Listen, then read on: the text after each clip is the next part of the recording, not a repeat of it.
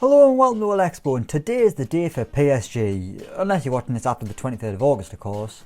But anyway, they've finally made it to a Champions League final. Despite a scare against Atalanta, they coasted past RB Leipzig in the semi and are all set to face Bayern Munich in the 2020 Champions League final. Ever since they became super rich and started attracting the world's best players, this is the only trophy that has eluded them, despite it being the one they crave the most. But tonight could be the night they get their hands on it, or Bayern could embarrass them like they did Barcelona in the quarters. But did Football Manager 2015 predict PSG to reach a Champions League final by the summer of 2020? Let's find out and have a look at the team while we're at it. Well, in the simulation, PSG have reached a Champions League final by 2020, and in fact they did it a lot earlier, getting there in 2016. Sadly for them, they lost to Real Madrid and never been back since. Elsewhere, PSG have continued to impress in Ligue 1, but they haven't been quite as dominant. In the last 3 years they've only won one Ligue 1 title, with Monaco picking up the other two. In fact, in the most recent season, PSG were as low as third.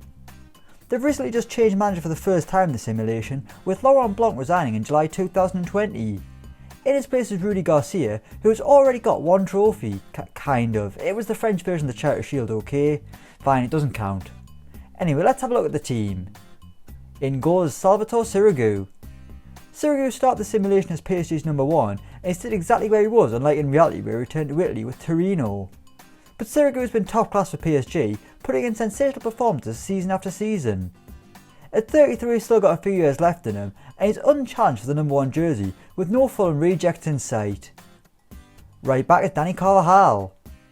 We've got our first big money signing, with Dani Carvajal joining PSG from Real Madrid in 2015 for £40 million. That's huge money. This is FM15, remember. Has he been worth it? Well, he's been pretty good to be honest, bar one season, but we'll ignore that. He's going to be challenged by regen Javier Ribeiro though, who you may remember for our most expensive players in 2020 video. As it stands though, he's yet to make his debut. Centre back is Marquinhos. He set the ball rolling against Leipzig, and on FM he's PSG's main man at the back. With no Thiago Silva anymore, it's Marquinhos who leads the defence, and what a job he's doing. He's an elite level defender, which is why he earns a huge 240 grand a week. Only his movement in midfield, and Marquinhos' career has been pretty much no different. Next up is Eder Alvarez Balanta. Now this is a proper FM signing. I've never seen him play in real life ever, but I know fine well he's top class on Football Manager and an absolute must sign player from River Plate. That's not what PSG did though, as they had to pay much more money for him from Porto. He's been worth it though, with an incredible start of life in France. I tell you what, it's a damn shame we can't call Ligue 1 a Farmers League anymore since PSG are in the final and Lyon made it to the semis. I don't really know what else I can say about them. Left back is Lucas Digne. Finally we've got a Frenchman in this French team, and a man who's having a stellar PSG career, although he has been getting progressively worse since 2016.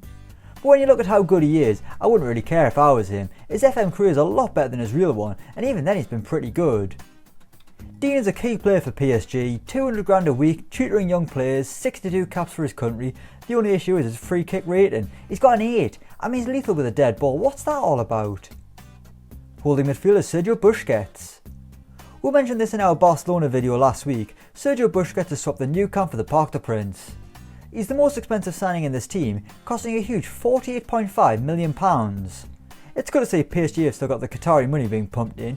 I wonder if FM predict the Qataris to stop the Saudi takeover bid at Newcastle. Anyway, Busquets has been great at the base of PSG's midfield, and he's even been getting himself a fair few assists. Maybe it's the number 7 on his back going to his head. Centre mid is Emre Can. The big names continue to roll in, and Emre Can is actually one of PSG's best players since arriving from Liverpool. Loads of goals, assists, pretty much everything seems to go through Emre Can. I mean he is good, but clearly FM15 had higher hopes for the former Juve man. The midfield is very different to PSG's current one. All they've got now is a bunch of runners who let Mbappe and Neymar do all the creative stuff. I mean, if it is working for them, who am I to comment? I've only won 3 Premier Leagues, a Champions League, 2 FA Cups and 2 League Cups with Newcastle on Football Manager. Also midfield is Bruno Fernandes. The Man United saviour is also in this PSG team, but I don't really know why. While he is a top class player today, or just a penalty merchant depending on who you ask, he just isn't that good on Football Manager 2015. Okay, his first full season with PSG was decent, but I just don't think he's at the standard PSG are aiming for. In reality he'd be perfect, but this incarnation just isn't up to much. Who knows, maybe things will change when he's allowed to take penalties. On the right is Adnan Januzaj. In the real world, PSG's key player is either Neymar or Mbappe, but on FM15 in the year 2020, their key player is Adnan Januzaj. Yes, that's right, the second incarnation of Ryan Giggs, the future of English football, the guy who flopped at Sunderland, Adnan bloody Januzaj. But while Bruno Fernandes isn't great on FM15, Adnan Januzaj is the second coming of Maradona, Pele and Lionel Messi all rolled into one. Okay, that's over the top, but he's bloody good, okay? On the left is Balde Keita. We've got a new signing who you'll know from a previous video, and Balde Keita has just got Neymar's coveted number 10 shirt. Although I suppose it isn't actually Neymar since he never actually joined PSG according to this. Keita is another star of this era of FM, another player who's yet to really live up to the hype.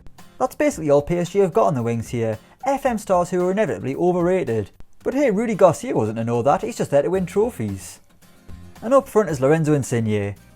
We end with another big money signing, with £37 million Lorenzo Insigne adding his deputy to another big star in Paris. But Insigne is doing well, just not as well as the main man Edinson Cavani. The Uruguayan is still the go-to guy in navy blue, scoring goals galore in the French capital throughout the simulation. Unfortunately for PSG, he's now out for 3 months, and even worse, there's no Choupo-Moting in sight to plug the gap. So there we have it, that's PSG in 2020 according to Football Manager 2015. Let us know what you think in the comments down below. As always, don't forget to like, share and subscribe to Elecspo. Give us your Champions League predictions in the comments as well. But until next time, we will see you around.